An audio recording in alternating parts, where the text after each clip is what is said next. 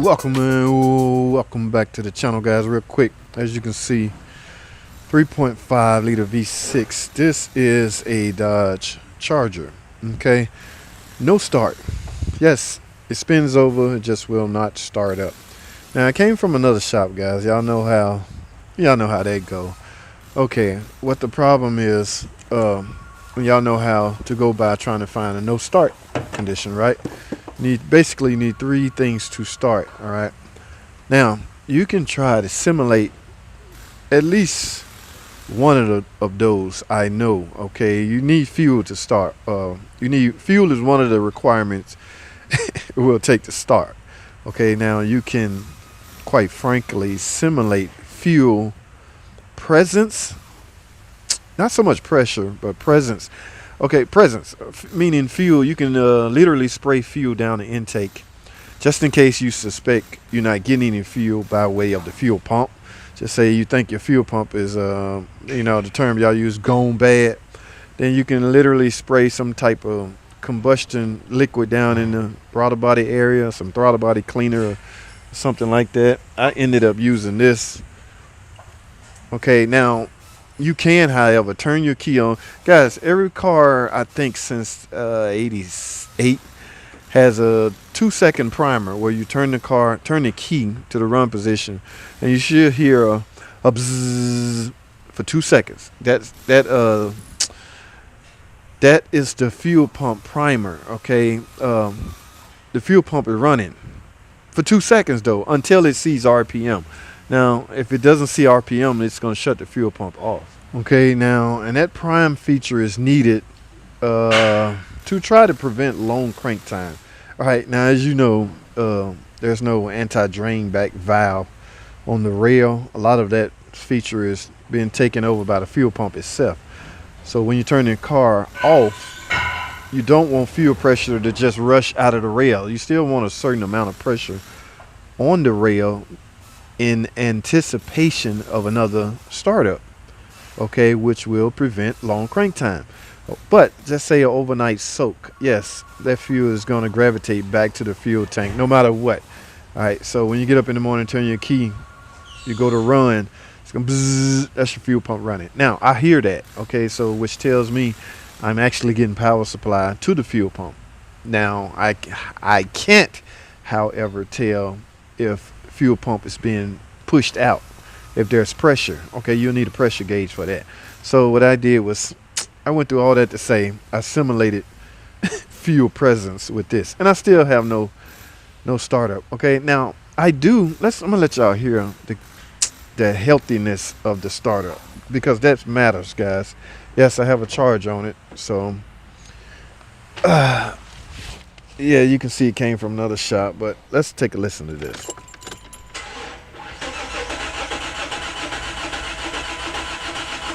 All right, that could be a number of things, guys. Now, I do, however, have a fault code in the computer for a cam sensor.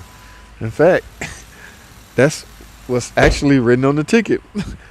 You know, how can another shop send us a car saying they can't get it to start? It may need a cam sensor. Y'all know how easy it is to replace a cam sensor? In other words, they're not sure. Okay, they don't want to get bit. They likely have been bit before. But guys, now that fault code can be set from a number of reasons. Number one, it's called camshaft position sensor. Okay, it's designed to monitor the rotation of the cam. If the cam is not actually moving, then yeah, you still can get that code. So I don't know if that guy at the other shop had a spare cam sensor. He put one in, plugged it up, and it still wouldn't start. And he put the original back in. A lot of cats keep test parts. I do that. I'm guilty of that. That's not a bad thing. That's actually a good thing. So no cam signal. My next step, guys, is to visually inspect the camshaft. Okay, now this is it's an overhead cam engine. All right, so I'm gonna have a cam on this head and a cam on this head, and I'm gonna have a gear attached to those cams, and I'm gonna have a timing belt attached to those gears. Okay, so this is a timing belt driven engine. That belt has teeth on it, okay, in order to keep it in time. All right, so we very well could be out of time. Only thing about this engine, guys, there's no cheat. There's no cheat sheet, no cheat. I literally have to take this cover off to take a visual inspection of the timing area. And because we get an hour diagnostic, I guess I can include that in my hour diagnostic. Okay, the customer is entitled for you to spend an hour's time on their vehicle trying to figure out what's wrong with it. In the event you will exceed that hour, you're supposed to go up and ask for more checkout time. Because, guys, now don't get me wrong, don't think a lot of mechanics will abuse that. No, at least I am in the business of trying to figure out what's wrong with this thing as quickly as possible so I can get on with. Because the gamble with that is you can deter somebody out. What do you mean it's going to take 3 hours to check my car out? You advertise, you charge 1 hour diagnostic time. Don't worry about it. Just so I'd rather something than nothing, guys, is my point. So, and besides, do it really take an hour to figure out what's wrong with a car? I mean, let's be realistic. Some of you techs out there, let's be realistic. All right. So yes, I will include removing this cover, factor that time into my hour diagnostic time at trying to figure out what's wrong with this car. What will I find? I have no idea, guys. It's turning over healthy enough to not sound like a broken timing belt. However, it could be a jump timing belt. A car that's out of time will sound just like the sound you heard, the no crank sound. I'm talking too much, so let me prop this camera up somewhere. Guys, I'm just going to pull the upper cover. Some of you guys want to see this stuff, and it's cool with me. I'll see if I can find a tripod or something. But all I'm doing is removing the cover, just the upper part, because once I get this off, I can visually see the cam gears. All right, I got some work to do, guys. Stay tuned. Let's get it. All right, guys.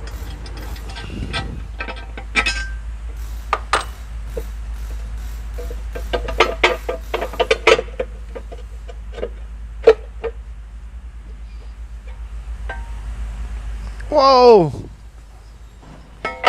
Whoa! What in the... Let me take y'all down for a deeper, closer look. Look at this.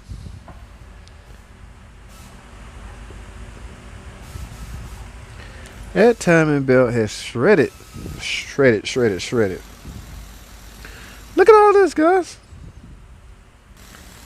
All of this is belt material? Holy crap. Oh man, something had to have been living down there. I cannot believe this is all belt. Wait a minute. It's grass.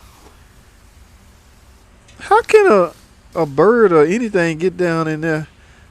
Guys, y'all telling me this is timing belt material? Look at all this. Hell no. Okay, that's okay. Alright, here's what happened, guys. I can feel some of the pieces now, right here. This is part of the pulley. Yep, right here. This pulley came apart.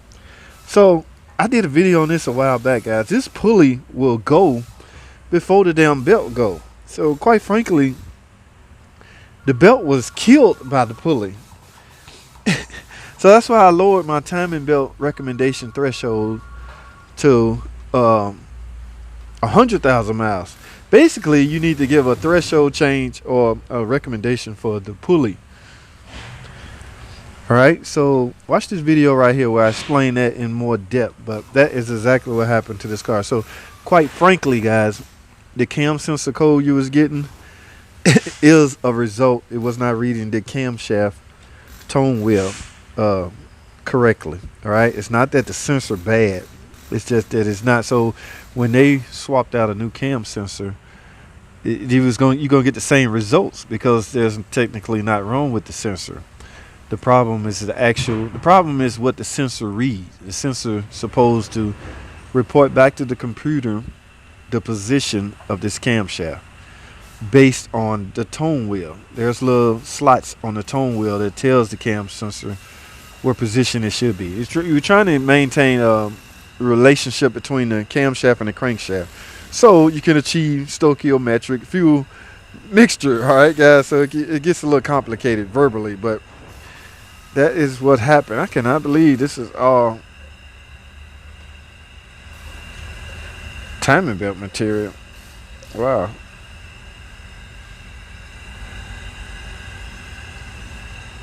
All right, so that's what happened on this, guys. I'm gonna close this video down. We'll just call this the diagnostic video. Remember, guys, it came in for no start. Yes, it spins over, and quite frankly, from the healthiness of the way it sounded, you would be. It does not sound like a broken timing belt, and I tell you why. That's because the belt's technically not broken. If the car is out of time. If the belt was broken, you will hear a constant spinning over real fast.